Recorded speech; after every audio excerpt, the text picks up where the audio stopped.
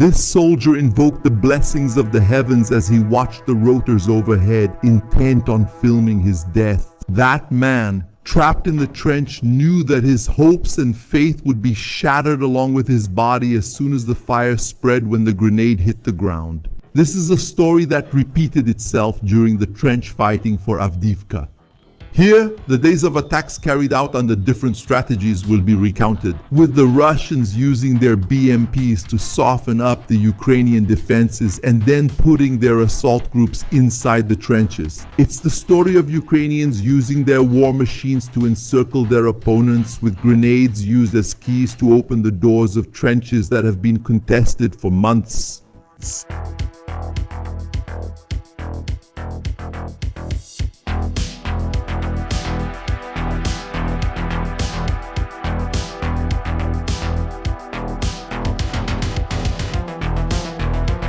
War is the place where friendships are forged by the same fire that tears them apart. Men fight under the terror of artillery fire, sacrificing themselves for their comrades even as their rulers offer up their lives to the god of war. The fire that built and destroyed in the Russo-Ukrainian conflict starting in 2022 was similar to that of so many stories past and present on the planet.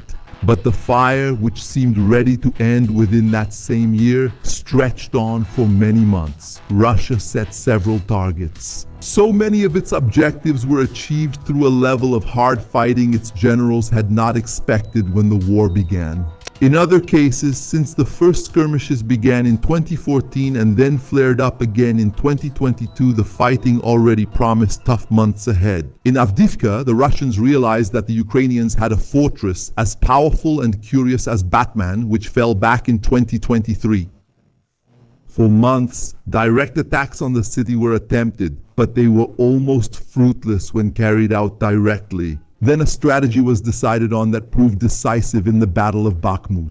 This city fell for two main reasons: control of the flanks, with the fall of strongholds like Soledad, and the sending of waves of former prisoners from the Wagner group with the promise of pardon. Russian power and the lives thrown against the Ukrainian defenses exhausted Bakhmut. In the end, a mercenary group raised the Russian flag in the city in the first half of 2023. The Kremlin understood this very well, creating the Z assault units, and these were thrown into Avdiivka, often coordinated by former Wagner group members who were in Bakhmut, also counting on elite troops. 4. The Russians slowly gained ground, taking control of the flanks over the months.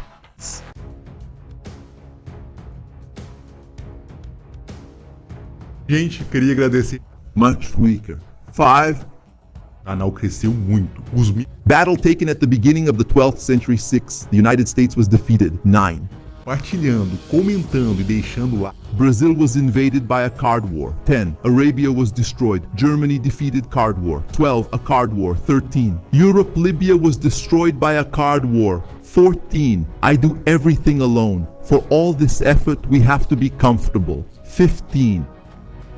In this routine, I only wear t-shirts from inside or here. You don't need to iron them because they smooth out on your body or on the hanger. Sweat evaporates easily and they're extremely comfortable, with sizes from S to XXL. You have no idea how comfortable these tech t-shirts are. With the heat we've been having in Brazil, they really help and absorb a lot of sweat. Guys, this partnership with Insider got you a 12% discount. Go to the link in the pinned comment to check out the shirt and get one for yourselves to try. You won't be disappointed.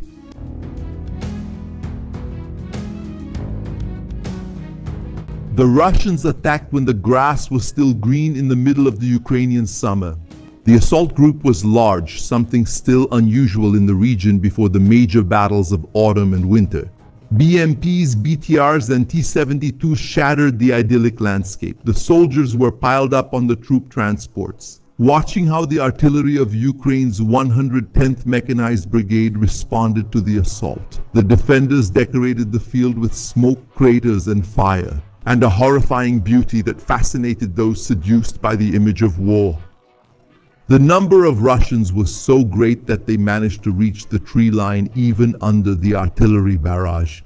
The next challenge was to disembark the troops to take the empty trenches and fight for those still held by the Ukrainians.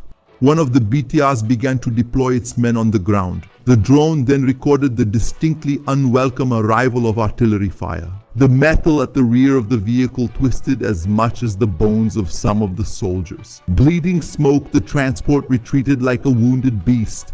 The artillery kept chasing the BTR, blasting the field beside it as it passed. Russians coming from the middle of the plain hurried past, avoiding the vehicle so they wouldn't be consumed by the fire tormenting it.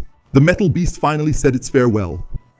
The crew tried to escape before the worst happened, but in war, the worst doesn't depend on hope, only on chance or a precise aim. The explosion consumed the metal without questioning whether there was flesh and bone to devour in the midst of the smoke. The Russians didn't know, but the Ukrainian special forces were in the same region. The men of the Omega Company were prepared with the AGS to launch grenades over the trenches, setting off the explosions in sequence. They could fire the 29 grenades loaded on the belt of an AGS-17 up to 1.7 kilometers. The mortars fell among the Russians in the same way, canceling the missions assigned to many of those soldiers. The drones obviously played a part in the orchestra of explosions that the Russians experienced that day. They dropped grenades into the trenches. When the Russians tried to defend themselves, they were surprised by the explosives that traveled from the sky to send their souls on their way. Many of them tried to escape, but the pursuit was too intense. Besides the Omega Company, there was also the BR drone unit of the 110th. They were ready to finish off the survivors. It was a good day for the Ukrainians, hunting enemy vehicles and soldiers, without sending their men into direct combat. However, those large assaults, the only Russian method of attack, their forces had special and deadly methods to take action in the Ukrainian trenches.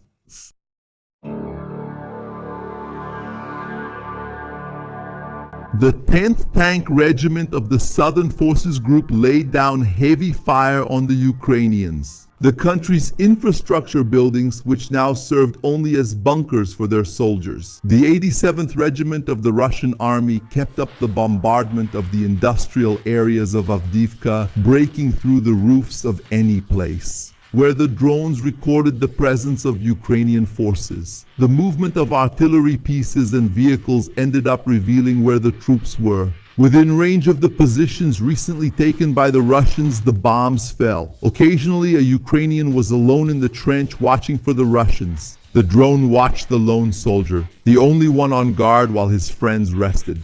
The pack was a companion to help keep digging out the space, which was his greatest safety in the war. The presence of a single soldier was not a reason for the Russians to save ammunition. The Ukrainians stopped for a moment to rest when violence shattered the peace. Exploding just a few meters away, the smoke served as protection for a frightened heart that fled into the bunker. The Russian artillery acted to prevent the Ukrainians from occupying trenches lost by either side. It was a key point to prevent the occupation of those positions, so no more time and resources would have to be spent driving the enemy out, the same drones observed. When the Ukrainians retook abandoned trenches, filming how the soldiers were quickly dropped off by the armored transports, the vehicle provided cover for the men assaulting the trench so they could protect themselves and take positions. The problem was that it needed to retreat at some point. That's when the Russians started their new move. A deadly barrage was unleashed on the newly taken defenses. The Sparta Battalion of the Donetsk People's Republic was among the forces trying to encircle Avdiivka. This group was part of the separatist army inside Ukraine, mainly driven by Russian funding and weapons since its foundation. It was formed in August 2014 by the Russian militant Arsen Motorola Pavlov. It became one of the most successful units in the Donbas conflict. Its leader was killed under suspicious circumstances in an explosion in his apartment at the same time. At the same time, other prominent separatists were assassinated in a situation that some considered a purge of leaders who stood out too much. The Sparta Battalion took part in several important battles during the war, including the Battle of Ilovaisk. In August 2014, separatist forces managed to encircle and defeat Ukrainian forces. The unit also took part in the second battle for Donetsk airport in 2015. And in the Battle of Debaltseve in the same year, the Sparta Battalion was known for its ferocity and brutality. The unit was even accused of committing several war crimes, including murders and torture. In 2022, the Sparta Battalion was integrated into the Russian armed forces. They fought fiercely for the trenches. Their shelling of Ukrainian positions began in the afternoon. The defenders, they were in a tree line, already battered after so many violent strikes from above. It was a time when human aggression alone was enough.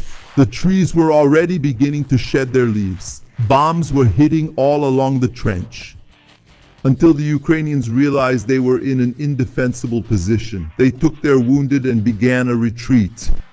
Gathering in other parts of the network, the soldiers tried to set up new defense points. One of them had a large number of men trying to start the defense. Against the Russian assault group, they could even defend themselves well in that spot. But the BMP from the Sparta Battalion approached.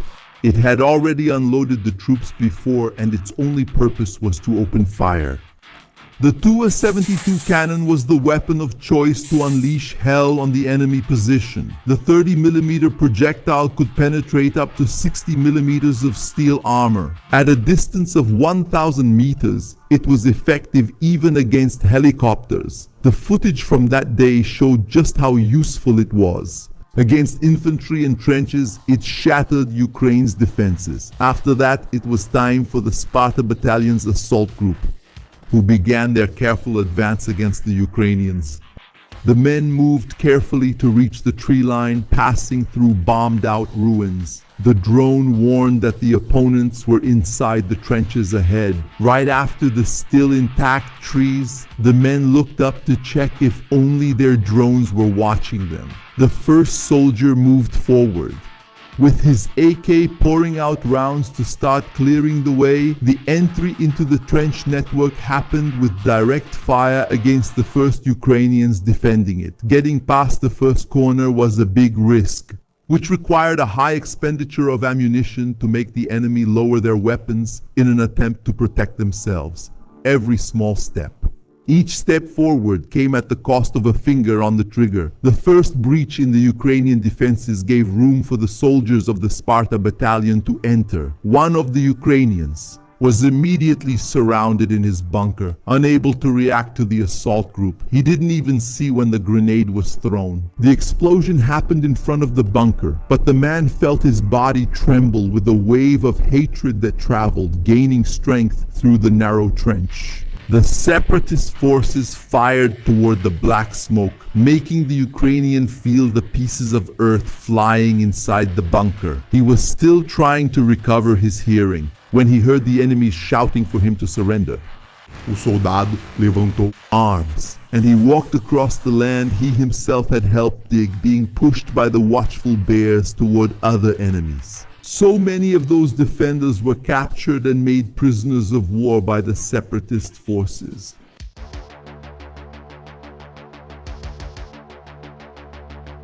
The vehicles of the 59th Mechanized Brigade, they crushed the green grass of the fields, stopping abruptly in front of the Russian trench. The 50 caliber machine guns fired their rounds at the enemy defenses. The men who took cover behind the vehicles began to take their positions for the advance, keeping in mind that this was a network of trenches, the fight for which had been going on for months. The Russians had taken it from the region during one of the intense battles for Avdiivka, increasing the pressure for the city's siege to progress. Two of the soldiers positioned themselves on the right flank. The rest of the squad moved through the center and the left flank. One of the Russians in the trench tried to raise his AK to counterattack, as Ukrainian rounds kicked up dust from the earthen barriers, he dropped his weapon. When the shots from the one leading the assault landed abruptly just a few meters from him, the Russian ran into the cover. While the Ukrainians took positions, not knowing if there were any more enemies that the drone hadn't detected inside the holes, Ravi turned back to avoid becoming an easy target for artillery mistakes. Meanwhile, grenades flew from the Ukrainians' hands, bouncing off the defenses and the Russians' eardrums. The lead soldier in the advance moved forward under the cover of the second man, grabbed a grenade and threw it, hoping to clear more of the trench rather than land a precise blow on the enemy. Soon to the right, the pair prepared the same kind of advance, setting their grenades to obscure the combat zone. The black smoke and the violence of the explosion mixed in the air, along with the scene of the leader continuing the advance. The steps on the grass were slow, but the barrels pointed at the trenches quickly laid down suppressive fire. Another signal. He set the men on the left flank in motion, with their rifle butts resting on their shoulders. The soldiers in the center and on the right. They advanced to open the breach in the trench. Two of them encountered a Russian moving through the grass. The smell of gunpowder soured the air, reaching their empty nostrils like perfume. In the center, the first man of the assault entered the holes, risking that a Russian might be hiding in some bunker and not having been noticed by the drone. Under the protection of the two behind him, he moved forward to the sandbags, which allowed them to open a path for the second part of the attack. The surviving Russians gathered at the end of the trench. They realized that now there were only two assault groups, with the right flank joining the center. He tried to get a better look, and in his line of sight, dust rose, stirred up by Ukrainian ammunition. The footsteps of the attackers. They were determined and measured, certain that the initiative was theirs. Time was eroding the Russians' courage and depleting their ammunition. Grenades started being thrown by both sides, with the defenders having to worry about both flanks, which were well protected. The Ukrainians advanced slowly. They discussed among themselves what the best strategy would be, without any hurry, up until that moment. Russian artillery hadn't targeted them yet. A strange phenomenon, given the history of trench warfare. The successive explosions and the landing of shells, getting closer and closer, cornered the Russians even more. Death whispered its typical seductive words, pointing out impossible paths for life but inviting death. The Russians crawled through the grass, listening to the sounds of Ukrainian gunfire. The rounds flew over their heads, scraping past their bodies and humming death in their ears. Their refusal to raise their arms and surrender was rewarded. They found a kind of peace that only a defeated soldier finds. Peace in death, when neither mind nor body reconhecem mais os traumas e internal wounds that war causes in men. The Ukrainians celebrated taking the trench, carrying the ammunition inside. They needed to hold the area, to cause more obstacles in the Russians' plans to encircle Avdiivka. It was important to remember that it was still mid-2023. Autumn hadn't arrived yet, and the fighting around the city was intense, with constant changes in positions. Even so, the Russians continued their slow advance, and the worst moments of the battle were still to come. The fighting for the city only intensified. Visits from the Angels of Death would become more frequent starting in October 2023, when the Russians launched their attacks with full force using strategies similar to Bakhmut. That would be another city that would become part of the history books, forever remembered for the images of its battlefields, where expensive equipment turned into scrap and the lives of men were forgotten by their leaders.